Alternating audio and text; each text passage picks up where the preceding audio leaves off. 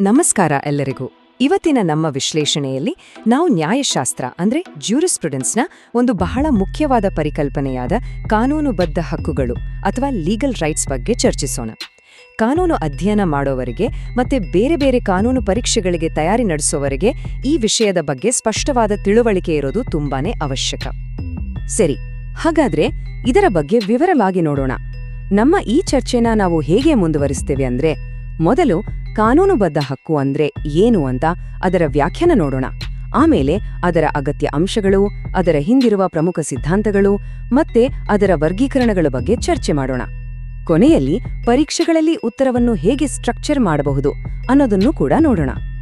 ಹಾಗಾದ್ರೆ ನಮ್ಮ ಮೊದಲ ಹೆಜ್ಜೆ ಕಾನೂನುಬದ್ಧ ಹಕ್ಕು ಅಂದ್ರೆ ಏನು ಅನ್ನೋದನ್ನ ವ್ಯಾಖ್ಯಾನಿಸೋದು. ಇದನ್ನ ಪ್ರಖ್ಯಾತ ನ್ಯಾಯಶಾಸ್ತ್ರಜ್ಞರು ಹೇಗೆ ವಿವರಿಸಿದ್ದಾರೆ ಅಂತ ನೋಡೋಣ.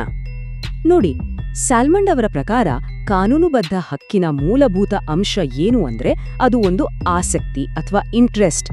ಕಾನೂನು ಈ ಇಂಟ್ರೆಸ್ಟ್ಗೆ ಮಾನ್ಯತೆ ನೀಡಿ ಅದನ್ನು ರಕ್ಷಿಸುತ್ತೆ. ಇದನ್ನ ರಕ್ಷಿಸೋಕೆ ಅದಕ್ಕೊಂದು ಸಂಬಂಧಪಟ್ಟ ಕರ್ತವ್ಯ ಅಥವಾ ಡ್ಯೂಟಿಯನ್ನು ಕೂಡ ವಿಧಿಸುತ್ತೆ. ಸಾಲ್ಮಂಡ್ ಅಷ್ಟೇ ಇಲ್ಲ, ಆಸ್ಟಿನ್, ಹಾಲೆಂಡ್ ಮತ್ತೆ ಈ ಹೆರಿಂಗ್ ಅವರಂತ ಬೇರೆ ನ್ಯಾಯಶಾಸ್ತ್ರಜ್ಞರು ಕೂಡ ಇದರ ಬಗ್ಗೆ ವ್ಯಾಖ್ಯಾನಗಳನ್ನು ಕೊಟ್ಟಿದ್ದಾರೆ. ಅವರು ಲೀಗಲ್ ಕೆಪಾಸಿಟಿ ಅಂದ್ರೆ ಕಾನೂನು ಸಾಮರ್ಥ್ಯ, ರಾಜ್ಯದ ಸಹಾಯದಿಂದ ನಿಯಂತ್ರಣ ಮಾಡುವ ಶಕ್ತಿ ಮತ್ತೆ ರಕ್ಷಿಸಲ್ಪಟ್ಟ ಆಸಕ್ತಿಗಳು, ಹೀಗೆ ಬೇರೆ ಬೇರೆ ಅಂಶಗಳ ಮೇಲೆ ಹೆಚ್ಚು ಗಮನ ಕೊಟ್ಟಿದ್ದಾರೆ. ಈಗ ಇದನ್ನ ಕನ್ನಡದಲ್ಲಿ ಇನ್ನೂ ಸರಳವಾಗಿ ಹೇಗೆ ಅರ್ಥ ಮಾಡ್ಕೊಳ್ಬಹುದು ಅಂತ ನೋಡೋಣ. ಇಲ್ಲಿ ಒಂದ್ ವಿಷಯ ಸ್ಪಷ್ಟವಾಗಿರ್ಲಿ, ಕಾನೂನಿನ ನಿಖರತೆಯನ್ನು ಕಾಪಾಡಿಕೊಳ್ಳೋಕೆ ಲೀಗಲ್ ರೈಟ್, ಇಂಟ್ರೆಸ್ಟ್ ಮತ್ತು ಡ್ಯೂಟಿ ಅಂತಹ ಕೆಲವು ಪ್ರಮುಖ ಪದಗಳನ್ನ ನಾವು ಇಂಗ್ಲಿಷ್ನಲ್ಲಿಯೇ ಬಳಸೋಣ. ಕಾನೂನುಬದ್ಧ ಹಕ್ಕುಗಳನ್ನ ನೈತಿಕ ಹಕ್ಕುಗಳಿಂದ ಅಂದ್ರೆ ಮಾರಲ್ ರೈಟ್ಸ್ ಇಂದ ಬೇರ್ಪಡಿಸುವುದು ಬಹಳ ಮುಖ್ಯ. ಇವೆರಡರ ನಡುವಿನ ದೊಡ್ಡ ವ್ಯತ್ಯಾಸ ಅಂದ್ರೆ ಅವುಗಳ ಮೂಲ ಮತ್ತು ಮುಖ್ಯವಾಗಿ ಅವುಗಳನ್ನ ರಾಜ್ಯದಿಂದ ಜಾರಿ ಅಂದ್ರೆ ಎನ್ಫೋರ್ಸ್ ಮಾಡ್ಬೋದಾ ಅನ್ನೋದು. ಈಗ ನಮ್ಮ ಚರ್ಚೆಯ ಮುಂದಿನ ಭಾಗಕ್ಕೆ ಹೋಗೋಣ.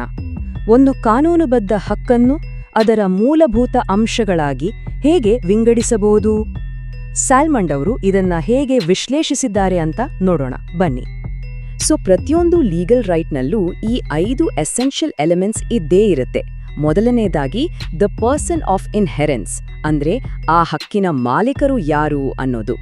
ಎರಡನೇದು ದ ಪರ್ಸನ್ ಆಫ್ ಇನ್ಸಿಡೆನ್ಸ್ ಅಂದ್ರೆ ಯಾರ ಮೇಲೆ ಆ ಡ್ಯೂಟಿ ಅಥವಾ ಕರ್ತವ್ಯ ಇದೆಯೋ ಆ ವ್ಯಕ್ತಿ. ಮೂರನೇದು ದ ಕಂಟೆಂಟ್ ಅಂದ್ರೆ ಯಾವ ಕೆಲಸ ಮಾಡಬೇಕು ಅಥವಾ ಮಾಡಬಾರದು ಅನ್ನೋದು.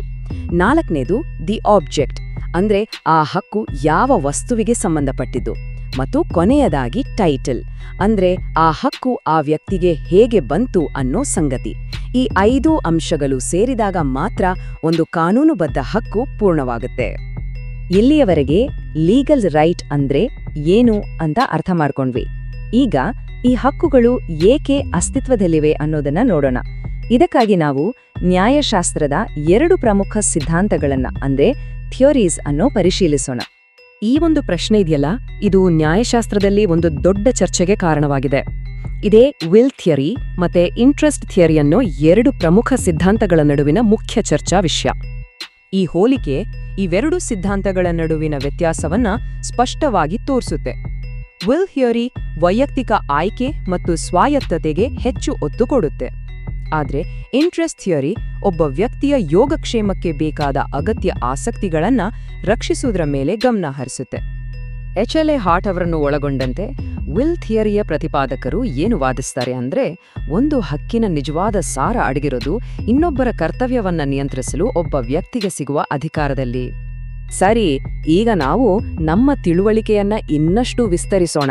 ನ್ಯಾಯಶಾಸ್ತ್ರದಲ್ಲಿ ಕಾನೂನುಬದ್ಧ ಹಕ್ಕುಗಳನ್ನ ಯಾವೆಲ್ಲ ಬೇರೆ ಬೇರೆ ವಿಧಾನಗಳಲ್ಲಿ ವರ್ಗೀಕರಿಸಲಾಗಿದೆ ಅನ್ನೋದನ್ನ ಈಗ ನೋಡೋಣ. ಮೊದಲನೇ ವರ್ಗೀಕರಣ ಪರ್ಫೆಕ್ಟ್ ರೈಟ್ಸ್ ಮತ್ತು ಇಂಪರ್ಫೆಕ್ಟ್ ರೈಟ್ಸ್ ನಡುವಿನ ವ್ಯತ್ಯಾಸ. ಪರ್ಫೆಕ್ಟ್ ರೈಟ್ಸ್ ಅಂದ್ರೆ ಅವುಗಳನ್ನ ನ್ಯಾಯಾಲಯದಲ್ಲಿ ಜಾರಿಗೊಳಿಸಬಹುದು. ಆದರೆ ಇಂಪರ್ಫೆಕ್ಟ್ ರೈಟ್ಸ್ ಕಾನೂನಿನಿಂದ ಗುರುತಿಸಲ್ಪಟ್ರೂ ಅದಕ್ಕೆ ಕಾನೂನಿನ ಪರಿಹಾರ ಸಿಗೋದಿಲ್ಲ. ಇದು ಒಂದು ಬಹಳ ಮುಖ್ಯವಾದ ವ್ಯತ್ಯಾಸ. ರೈಟ್ಸ್ ಇನ್ ರೆಮ್ ಅಂದ್ರೆ ಇಡೀ ಜಗತ್ತಿನ ಮೇಲೆ ಕರ್ತವ್ಯವನ್ನು ವಿಧಿಸುವ ಹಕ್ಕುಗಳು. ಉದಾಹರಣೆಗೆ ಒಬ್ಬರ ಆಸ್ತಿಯ ಹಕ್ಕು. ಆದ್ರೆ ರೈಟ್ಸ್ ಇನ್ ಪರ್ಸೋನಮ್ ನಿರ್ದಿಷ್ಟ ವ್ಯಕ್ತಿಗಳನ್ನು ಮಾತ್ರ ಬಾಧ್ಯಸ್ಥರನ್ನಾಗಿ ಮಾಡುತ್ತೆ. ಉದಾಹರಣೆಗೆ ಕಾಂಟ್ರಾಕ್ಟ್ನಿಂದ ಬರೋ ಹಕ್ಕುಗಳು. ಇವುಗಳ ಜೊತೆಗೆ ಇನ್ನೂ ಕೆಲವು ಪ್ರಮುಖ ವರ್ಗೀಕರಣಗಳಿವೆ. ಅವುಗಳೆಂದರೆ ಪಾಸಿಟಿವ್ ಮತ್ತು ನೆಗೆಟಿವ್ ರೈಟ್ಸ್, ಪ್ರೊಪ್ರೈಟರಿ ಮತ್ತು ಪರ್ಸನಲ್ ರೈಟ್ಸ್, ವೆಸ್ಟೆಡ್ ಮತ್ತು ಕಂಟಿಂಜೆಂಟ್ ರೈಟ್ಸ್, ಹಾಗೂ ಸಬ್ಸ್ಟ್ಯಾಂಟಿವ್ ಮತ್ತು ಪ್ರೊಸೀಜರಲ್ ರೈಟ್ಸ್. ಇವುಗಳ ಬಗ್ಗೆ ತಿಳಿದುಕೊಳ್ಳುವುದು ವಿಷಯವನ್ನು ಇನ್ನಷ್ಟು ಆಳವಾಗಿ ಅರ್ಥ ಮಾಡಿಕೊಳ್ಳೋಕೆ ಸಹಾಯ ಮಾಡುತ್ತೆ. ಇಲ್ಲಿ ನಾವು ಹಾಫ್ಫೆಲ್ಡ್ ಅವರ ವಿಶ್ಲೇಷಣೆಯನ್ನು ನೋಡ್ತಿದ್ದೇವೆ. ಇದು ತುಂಬಾ ಆಸಕ್ತಿದಾಯಕವಾಗಿದೆ, ಯಾಕಂದ್ರೆ ಇದು ಕಾನೂನು ಸಂಬಂಧಗಳಿಗೆ ಒಂದು ಸ್ಪಷ್ಟವಾದ ಚೌಕಟ್ಟನ್ನು ಕೊಡುತ್ತೆ. ಹೇಗೆ ಒಂದು ರೈಟ್ ಯಾವಾಗ್ಲೂ ಇನ್ನೊಬ್ಬರ ಡ್ಯೂಟಿ ಜೊತೆ ಸಂಬಂಧ ಹೊಂದಿರುತ್ತೋ, ಹಾಗೆಯೇ ಒಬ್ಬರ ಪವರ್ ಇನ್ನೊಬ್ಬರ ಲಯಾಬಿಲಿಟಿ ಜೊತೆ ಸಂಬಂಧ ಹೊಂದಿರುತ್ತೆ ಅಂತ ಇದು ವಿವರಿಸುತ್ತೆ. ಸರಿ, ಇಷ್ಟೆಲ್ಲ ಕಲಿತ ಮೇಲೆ ಅತಿ ಮುಖ್ಯವಾದ ಪ್ರಶ್ನೆ ಅಂದ್ರೆ, ಈ ಎಲ್ಲ ಜ್ಞಾನವನ್ನ ಪರೀಕ್ಷೆಯಲ್ಲಿ ಪರಿಣಾಮಕಾರಿಯಾಗಿ ಬಳಸುವುದು ಹೇಗೆ? ಅದಕ್ಕಾಗಿಯೇ ಈ ಕೊನೆಯ ಭಾಗ. ಇಲ್ಲಿ ನಾವು ಒಂದು ಸ್ಪಷ್ಟವಾದ ಚೌಕಟ್ಟನ್ನು ನೋಡೋಣ. ಒಂದು ವೇಳೆ ವಿಶ್ವವಿದ್ಯಾಲಯದ ಪರೀಕ್ಷೆಯಲ್ಲಿ ಇದಕ್ಕೆ ಉತ್ತರ ಬರೆಯಬೇಕಾದರೆ ಈ 5 ಭಾಗದ ಸ್ಟ್ರಕ್ಚರ್ ಅನ್ನು ಅನುಸರಿಸುವುದು ಉತ್ತಮ. ವ್ಯಾಖ್ಯಾನದಿಂದ ಶುರು ಮಾಡಿ ಕೊನೆಯಲ್ಲಿ ಒಂದು ತೀರ್ಮಾನದವರೆಗೆ ಹೋದರೆ ಉತ್ತರ ಸಂಪೂರ್ಣವಾಗುತ್ತೆ. ಹೀಗೆ ಮಾಡೋದ್ರಿಂದ ನ್ಯಾಯಶಾಸ್ತ್ರದ ಎಲ್ಲ ಪ್ರಮುಖ ಅಂಶಗಳನ್ನು ತಾರ್ಕಿಕವಾಗಿ ಮತ್ತು ವ್ಯವಸ್ಥಿತವಾಗಿ ಕವರ್ ಮಾಡಿದ ಹಾಗೆ ಆಗುತ್ತೆ.